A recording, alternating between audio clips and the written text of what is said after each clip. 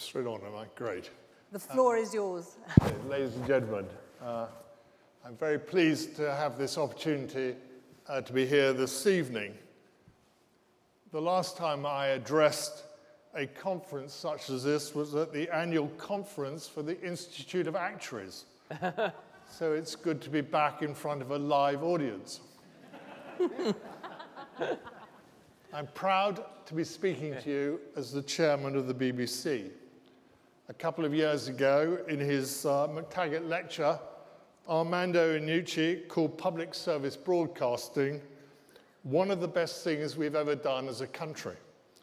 It's something I've always believed, and I think the British public do too, not just because an unprecedented number responded to the government's consultation paper at the time of Charter Review, the great majority in support of the BBC, but also because the BBC always features right at the top of those lists that often appear in the papers of the things that make us feel most proud to be British. I remember reading one of those lists not long ago. You know you occupy a special place in the nation's heart when you're right up there between Shakespeare and fish and chips. But I also noticed that Doctor Who, Match of the Day, The Proms, all featured in the top 50. And as a Strictly fan, it's surely only a matter of time. Reading the list was a reminder, if one were needed, of just how embedded the BBC is in the fabric of our national life. The challenge, of course, is how we build for the future, how we stay relevant, how we remain a source of pride to our audiences in the face of changing times and changing technologies. And that's something on which I want to focus today. Throughout my life, the BBC has been a constant presence, the constant lens through which important events can be watched and heard. I belong to a generation that's always got a lot from the BBC. It's a generation that, for the most part, supports the BBC's mission to inform, educate, and entertain, appreciates the breadth of the services the BBC provides, and believes that £147 for one household for 1 year is good value. But even though the BBC can bring the country together for big TV moments and national events, we know that all audiences, and particularly younger audiences, are increasingly consuming media in different ways and via an ever-growing number of platforms. More and more people are getting their TV and radio solely via the internet, and it's happening more quickly than many people think. The competition for our audience's time and attention has never been greater, and the marketplace in which we operate has never been tougher. And that's why Tony Hall, our DG, has set the BBC a clear target for the years ahead, to reinvent public service broadcasting for a new generation. The principle of universality remains at our core. It means making sure the BBC reaches everyone, wherever and however they want. But if the market in which we operate is tougher and more crowded, in one respect, that of government, our job in reinventing the BBC has been made easier. If you were confused about where responsibilities lay between the BBC Trust and the BBC Executive Board, you were not alone. Thanks to the revised governance arrangements under the new charter, we now have one unitary board. It allows the BBC to speak, perhaps for the first time, with one voice, and to get behind one clear strategy, with accountability for the BBC resting unambiguously in one set of hands. I'm very clear that the fundamental responsibility of the board is to uphold and protect the independence of the BBC. History has shown us how important and on occasions challenging that can be. We're also responsible for acting in the public interest and for meeting the 5 public purposes that are set out in our new charter. Some may perceive these public purposes to be obligations imposed upon us, a burden, if you like. I view them quite differently. I think we should be proud of them. It's these 5 public purposes that set us apart from other broadcasters and underline that we have a distinctive role to play. They represent our contract with the public. And because they're central to the way the new board thinks about its responsibilities, I want to touch on each of them in turn and say a little bit about how the board plans to ensure that the BBC delivers them in the years ahead. Now, I'm sure most of you, as avid BBC observers, will know these 5 public purposes by heart. But for those of you for whom the list might temporarily have slipped out of mind, I'm going to offer you a brief reminder. Upholding our first public purpose to provide impartial, accurate news and information is at the heart of the BBC. The value of our role as the most trusted source of news, both in this country and around the world, has not diminished in the internet age. In fact, it's grown. We live at a time when trust in the mainstream media has fallen significantly. Truth and accuracy are under assault like never before. False claims travel the globe in an instant, and new media channels can speak unchallenged to closed groups of audience. The democratization of the media has led both to the flourishing of free expression and an explosion of misinformation. This is something I'm sure James Harding, our Director for News and Current Affairs, will touch on in his panel tomorrow morning. But I believe that the BBC's historic role as a trusted guide, the place people come when they want to find out what is really happening at home and around the world, has never been more vital. We all need a place that we can visit to cut through the noise and find the facts. And that's one of the reasons we've been investing in our global fact-checking operation, Reality Check. We've now made it a permanent fixture in our battle against false information and fake news, with a dedicated team checking the biggest or most shared stories. But today we recognize it's not enough to wait for audiences to come to us. We need to make sure we go to them wherever they are. Take voice-controlled interfaces as an example. As they gain in popularity, I'm pleased to report that BBC News is now the default choice when UK users ask for the news on Google Home or Amazon's Alexa devices. We need to reach people with BBC News wherever they are if we're to lift people out of their echo chamber. In an environment in which it's becoming all too easy to choose services that only provide news which reinforces our own opinions, part of the BBC's job is to work even harder to promote understanding of alternative points of view. And it's no surprise that these alternative or contrary views expressed on the BBC may well grate to a larger extent than they once did. Questions about government policies, which seem to some parts of our audience just the natural questions to ask, are regarded by others as impertinent and disrespectful. But holding those in power or those seeking power to account, asking them what sound bites actually mean, is a key part of our job. It's the responsibility of our journalists to ask the questions, even if that question is direct, awkward, or unwelcome. I have enormous respect for all journalists, not just BBC journalists, who do this day in, day out. And this brings me to an issue that has concerned me since I became chairman. Speaking to our journalists, I've become increasingly aware of the abuse that some of them, particularly female journalists, are subject to on an almost daily basis. I'm pleased that the Committee on Standards in Public Life is conducting a review into the intimidation of MPs. It's important our elected officials should be able to carry out their duties without fearing for their safety.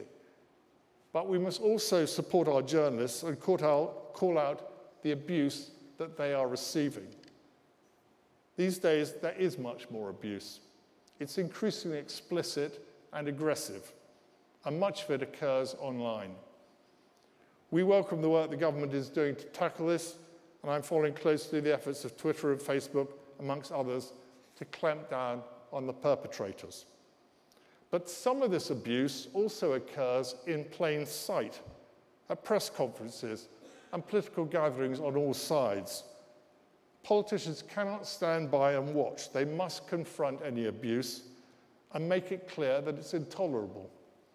The journalists of the BBC, when abused simply for doing their job, should know they have the determined support of the board to stamp it out. The second public purpose is to support learning for people of all ages. It's an area which has been enhanced under our new charter, although I hope this audience recognises that the BBC already does a great deal, not least via our programming. One of the BBC's biggest strengths is its ability to make programmes that it can inform, educate and entertain all at the same time. Planet Earth 2, for example, was the most requested programme last year on iPlayer and ended up topping the Sunday night ratings, with more 16 to 34-year-olds watching it than watched The X Factor. I also want to highlight two fantastic seasons that have been running over the summer. Our Gay Britannia season, marking 50 years since the decriminalisation legislation of 1967, has reminded audiences of important changes in our society. And I've personally learned much from the BBC's series of TV and radio programmes marking 70 years since the independence and partition of India. Programmes we know have been really appreciated by our audiences. But of course, formal learning is also a focus for our education teams. BBC Bite Size is already used by approaching half of primary school children and an incredible 80% of those in secondary schools, more than half of whom say it's helped them achieve better grades. Our goal is that a more personalised bite size will provide every child in the UK with tailored and targeted learning to help bring out their very best. And just as the BBC Micro helped to inspire today's generation of tech leaders, the micro-bit device that we're handing out to every 11 and 12-year-old in this country is helping a new generation to learn the basic principles of computer coding. There are areas, however, in which we need to do more to fulfill our mission, gaps we need to fill, doing more to support literacy for preschool children, for example, or lifelong learning for adults. I'd like to see the BBC do more in these areas, and I expect us to announce more in the year ahead. Our third public purpose is to make the most creative, high quality, and distinctive output. I thought about this as I watched a BBC drama that was broadcast in May and which I thought was outstanding, Three Girls. It's one of the programmes that since I arrived at the BBC, I think best exemplifies our commitment to quality and distinctiveness, to making great drama and telling important stories that might otherwise not be heard. It was a bold piece broadcast across 3 consecutive days and sparked a considerable national debate. I believe that only the BBC could have brought a drama on such a challenging subject to an average audience of 8 million people. And by the way, nearly 20% of viewers were aged 16 to 34, showing that audiences of all ages value the BBC's quality and risk-taking. I'm proud that Three Girls was made by BBC Studios, and I believe Studios is going to be fundamental to fulfilling our third public purpose in the years ahead. It represents the best way for us to create and own intellectual property in an increasingly competitive environment, and the means by which we'll maintain our status, not just as a world-class broadcaster, but as one of the very best programme makers in the world.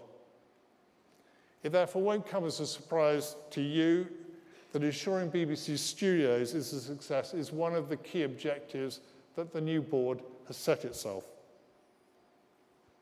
Under the new charter, Studios is free to compete directly with other production companies, including seeking commissions from other broadcasters.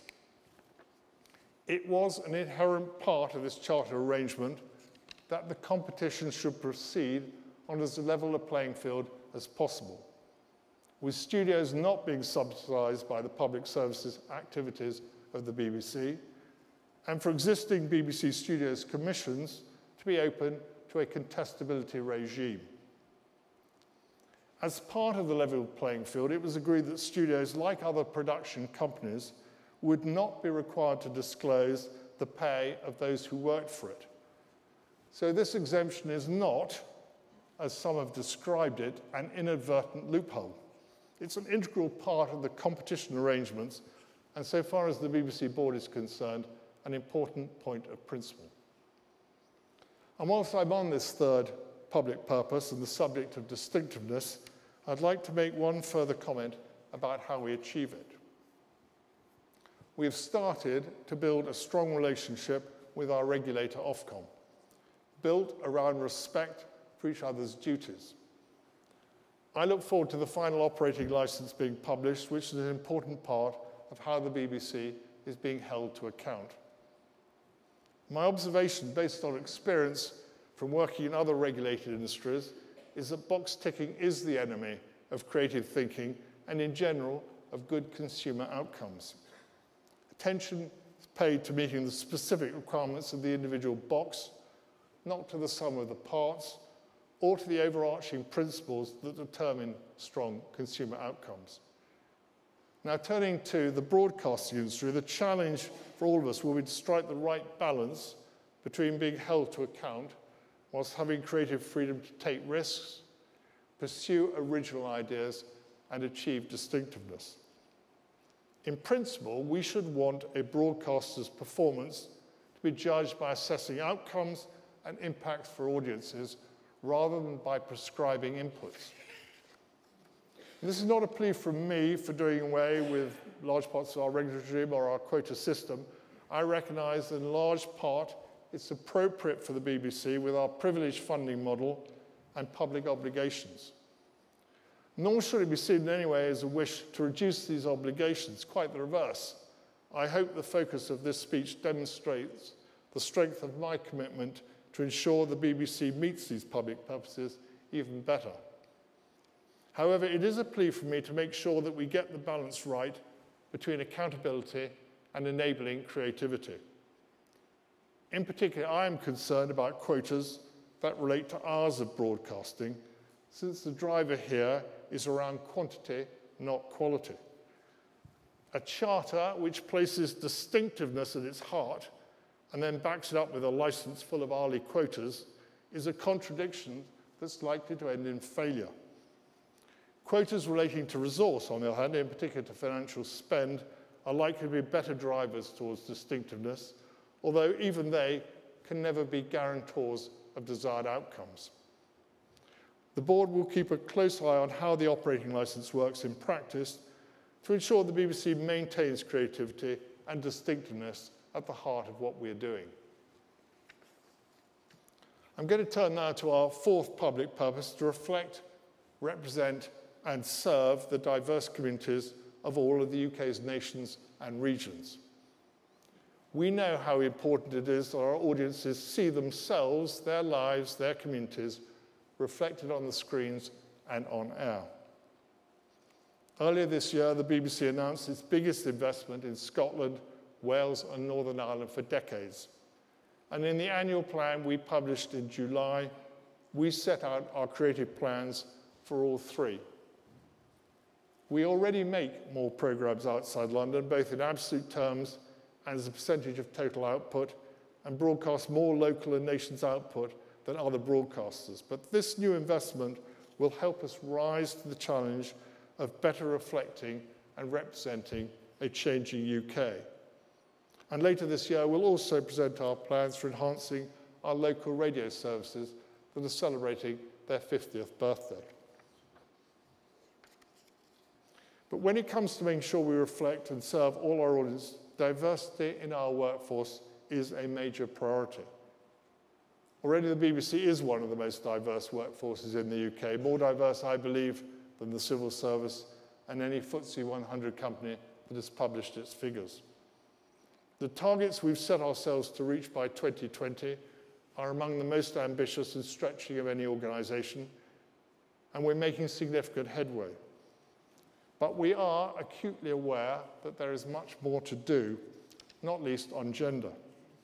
This has been much discussed in recent months. You can scarcely have missed it, and will continue to be discussed as every UK organisation with more than 250 members of staff prepares to disclose its gender pay gap before April 2018.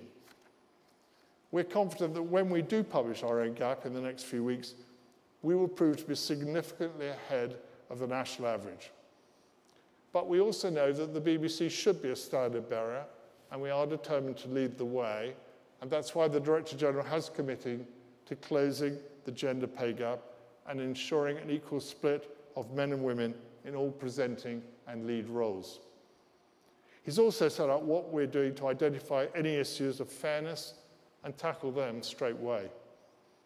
Being at the vanguard on every aspect of diversity is fundamental to our mission of representing the whole of the UK and all of its voices. The fifth and final public purpose set out in the Charter is to reflect the UK, its culture and values to the world. This has always been a vitally important part of our role, but arguably it's more important than ever at a time when Britain is seeking to redefine its international identity and reshape its relationship with the world in trade and investment, in cultural impact and soft power. The World Service has long been central to the BBC's activities here, broadcasting to around 270 million people in 29 languages. It's an extraordinary achievement, one of the UK's greatest exports, and the voice of Britain's cultural wealth and democratic values to the world. Since 2014, the cost has been met from the licence fee, and over the next charter period, this will largely continue. But the government, recognising the importance of the World Service to the UK, has now made additional funds available. It adds up to the biggest expansion of the World Service since the 1940s. It began last month and will allow us to deliver services in 12 new languages and enhance our output in the Middle East, Africa, and Russia. It'll make a major contribution to the BBC's goal of reaching 500 million people across the world by 2022, our centenary year. I have to say it is moving when one meets people from overseas who explain how important the BBC World Service is to them, when they explain how they cannot rely on local news services to inform them what is going on in their own country, let alone what is going on internationally. We take it for granted that we can switch on the TV or radio to get a realistic picture of national and international events. But hundreds of millions of people across the globe rely on the BBC for this. Even then, they may need to find ways of circumventing the jamming arrangements put in place by governments to block access. Today in Iran, for example, there are around 1.5 million people who rely on secure access to news from the BBC's Persian service via instant messaging apps. Iran is an example of how the difficult and challenging circumstances in which many of our World Service staff work are frequently made even more challenging by the actions of their own governments. Worryingly, the Iranian courts have in recent weeks stepped up their government's harassment of Persian service staff based in the UK. And they've done it by freezing the assets they and their families still held in Iran. We call on this harassment to stop. In many of these countries, the notion of political impartiality has little meaning. There's only one ruling party and no official opposition. But the concept of accuracy remains deeply important, and the independence of the BBC is the vital ingredient that gives the service the reputation that it has. Ladies and gentlemen, I am going to conclude at this point. As chairman, I recognise the scale of responsibility that sits with me and the board to deliver the BBC's strategy, represent the public interest, and in doing so be accountable for how the licence fee is spent. I began by asking how the BBC can safeguard its relevance in the years ahead, how we can ensure that our audience continue to choose us even in the face of remarkable change. The answer lies in successfully defending the BBC's independence and in meeting, often in new and innovative ways, the 5 public purposes that I've highlighted today. If we can achieve this, and I believe we can, we will ensure that the BBC remains at the core of British life and stays, along with fish and chips, at the top of those great British lists well into our 2nd century. Thank you very much.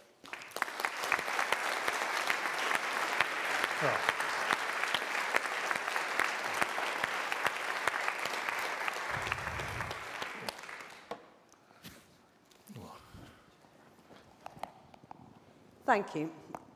So David, now that you've had your feet under the desk for 9 months, what are your biggest surprises, both on the upside and on the downside?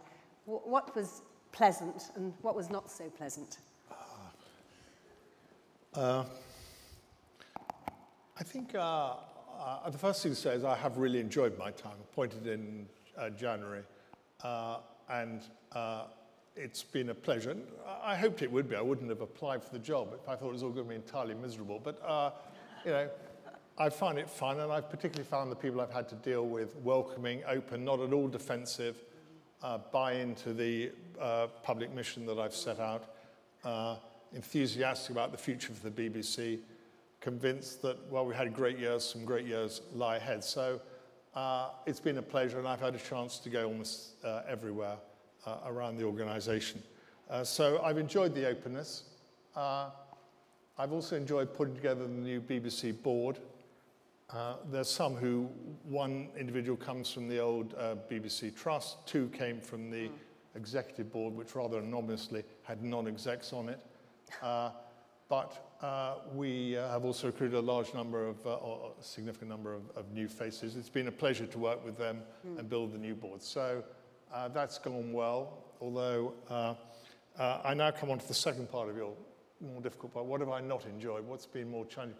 I don't think there's anything that has disappointed me or has proved, in a sense, really difficult. But I am really seized of the challenges the BBC faces, and I set out a number of them in the speech I've just given. The need to address new audiences, be relevant to new audiences. The 16 or 18 to 34 groups do consume a lot of broadcast material. And in fact, they value the BBC quite highly. Our scores are quite high, but the actual percentage that they spend with us relative to the percentage their parents do is much lower. We have to be relevant to that group. Big challenges also around diversity issues that I talked about, and around constant challenge, the financial challenge. We have a privileged funding model, but the downside is it's hard to increase revenues. Well, that's a pretty positive reply, thank you. Just to get the ball rolling, a few more more general questions, perhaps more on your speech.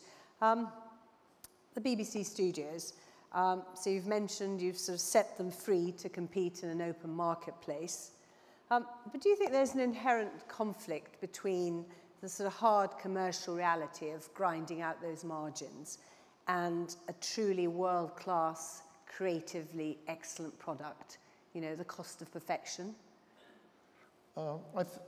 Look, in any creative organisation, I think there's always some tension between creative excellence and making sure that the numbers stack up. We are absolutely clear under the new charter that BBC Studios stands on its own feet, will not get a subsidy. So there's an imperative around the financial side.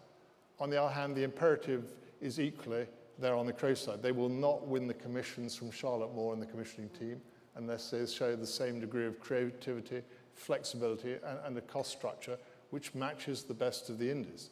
They will have to compete. So there may be some tension, but they will have to find their way around it. Moving on to something slightly more in the news, diversity. Obviously a major issue across most organisations, most boards actively addressing gender and racial imbalances. But what about social mobility? What's the BBC's view on that? And can it play a role in promoting it and helping the UK become a fairer society? I think it's a very fair question because there's naturally a lot of attention paid to diversity, but social mobility is heavily linked to that. And the BBC has a significant program in that area, largely introduced by Tony Hall when he arrived. There is now something called the Social Mobility Index. It's run by the Social Mobility Foundation, of which Alan Milburn is the chairman. It has an index, and we're among the best performing companies, but it's actually built around a number of things, how we recruit people in the business. We've started recruiting without having educational background in the application forms or name. So the bias that we all know does exist in recruitment processes is eliminated to the best that we can. Our training programs are significant. And Tony Hall has also introduced, which he did at the Opera House, a big apprenticeship scheme. We have 240 apprentices, 120 trainees. That's 360 people in all. Nearly 2% of our workforce are brought in to learn the trade, see where their aptitudes lie. The difference between apprentice and trainee, the apprentices are largely school leavers, 240 of them. The trainees are largely graduates, 120 of them. But these are essentially apprenticeship schemes for people to see how they fit into our sort of world. Thank you. Another interesting topic, the tech giants. They've now become major news providers.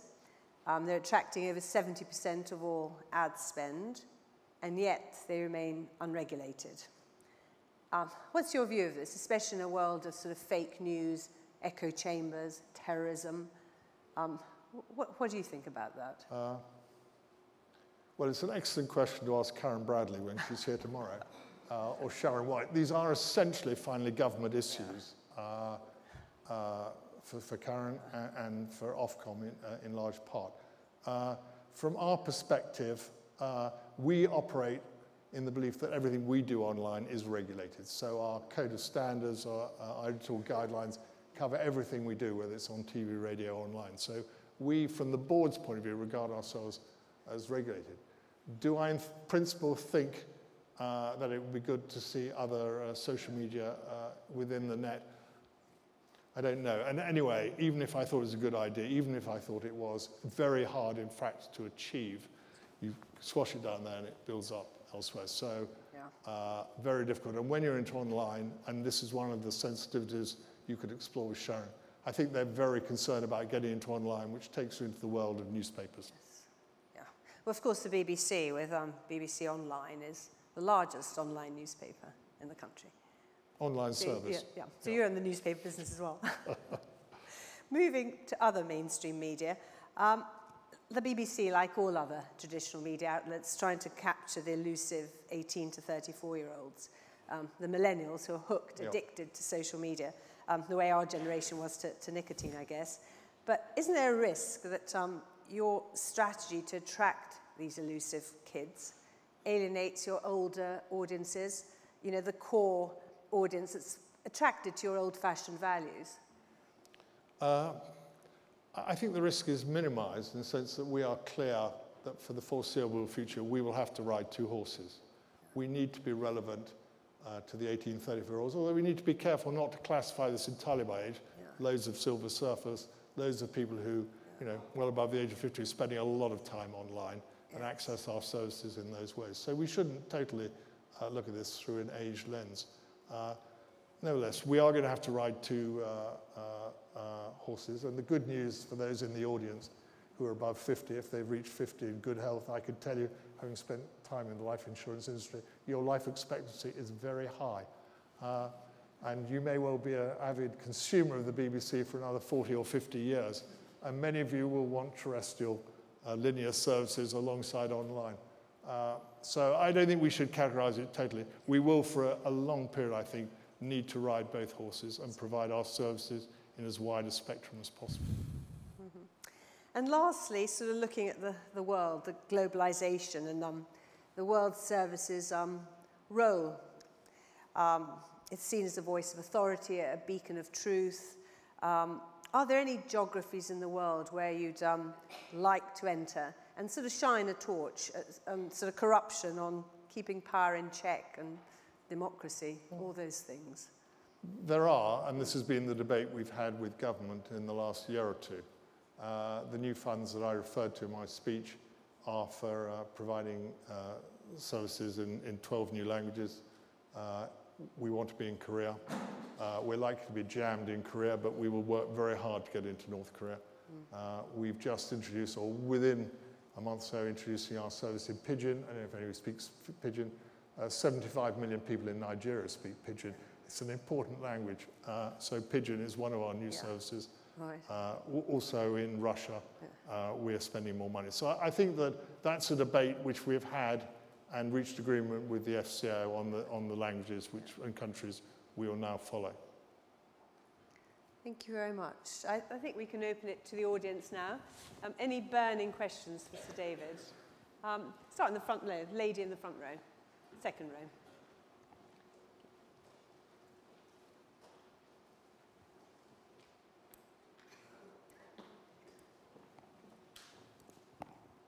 Hello, Tara Conlan. Can I just ask, in January, Sir David, you said that the BBC board is bound to look carefully at all the services that the BBC provides to determine what they want to do themselves and what might be outsourced. Now you've got your feet under the table, as it were. Are there areas you think that could be outsourced? Is, say, worldwide a complete no-go area? There are services, although actually I find that having got my feet on the table, the BBC has outsourced a lot of services, and in one or two areas, actually the trend is in the other way. There are just one or two services within the HR world that we think are better done in-house than out-of-house because quality is so important. So I haven't lost sight of that particular issue, but for the moment there's nothing we're immediately about to put out to tender. Next one. Gentleman in the third row. Thank you very much. John McVeigh from PACT. I knew we'd get a question from PACT. Yeah, I'm paid to do it. A very interesting. You're never out of our mind, John, rest assured. Well, that's very good. So thank you very much for a comprehensive speech. I noted your point about the BBC board's determination or priority to see BBC Studios becoming a success, which means it has to be a commercial success. Now, of course, you didn't touch on in your speech is that you're not only there to promote public purposes, you're also there to regulate the BBC's commercial activities and its potential impact on the market. It's a £3 billion gorilla, and if it sneezes, the rest of the market can catch a cold. So I was just wondering, given that the BBC board has the first responsibility on what behaviours the BBC's commercial subsidiaries get up to, is there not a conflict there? How are you going to square that circle between making studios a success commercially while also giving comfort to the market that is behaving in an appropriate manner? I'm slightly surprised you asked the question, John, since you spent the last 2 years negotiating with us on behalf of your members on that very issue. There's a relationship, an agreement between us and government, which you were heavily involved in, which sets out precisely how that competition is going to work. As I indicated, and as you know full well, it's going to be an arm's length relationship. Studios will have to stand on its feet. It cannot take subsidy from the public service side. Nevertheless, we obviously want it to be a success. I believe that most people in this room will want it to be a success because the BBC has a great history of a programme maker, and I don't think anybody thinks it's the right moment for the BBC to resort solely to a role as a great broadcaster, giving all our business to your members. So I think the competition will be a fair one. We hope that BBC Studios will get a fair share of the commissions, but it will need to do it on its own merits, and you will be quizzing Charlotte Moore and her commissioning team very hard on how they go about that process.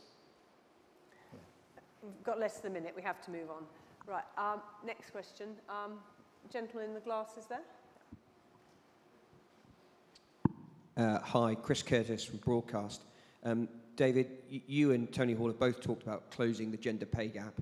I wonder if you can tell us, does the BBC intend to pay men less or to pay women more? Mm-hmm. Yeah, look. Add the two together and divide it by 2. There are two issues which get conflated in this debate. The first is about equal pay for exactly equal jobs, which is quite hard to determine, but nevertheless, among our 20,000 people, not that difficult. So the law says equal pay for it. It's not a question of aspiration, it's the law. One of the audits which Tony spoke about in his speech last week at Hull is to determine whether and where in our organisation this is not being done, and where it is, it will need to be corrected immediately.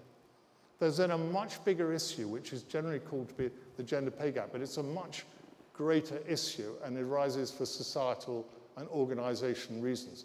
Actually, the BBC has a very low gender pay gap, and when all the numbers are out, I'm confident we will be well ahead of the national average. We think from the ONS, the national average on a median basis is around 18%, we think, from the ONS, and ours is about 10. And there's some highly reputable organizations who are at -30 and maybe more. It arises because of different genders at different levels in the organization. Just to give you a bit of detail, the BBC in its total staff has 48% women, 52% men. But in our senior management team, which is about the top 200 people, 42% are women. Actually, that's quite a high percentage, but it's not where we want to be. We want to get to 50-50, and Tony has committed us to that. But actually, if you have 48% women in your organization and 42% in your senior management team, you will have some level of pay gap. That is not an issue that can be dealt with overnight, but it is a good aspiration for us. It's not the law, it's an aspiration from us as the BBC, and Tony intends that we will be there by 2020. Thank you very much. I think we've run out of time, actually. Unless do you want to take one more No, step? We've run out of time. Okay, well, thank you. Thank you very much.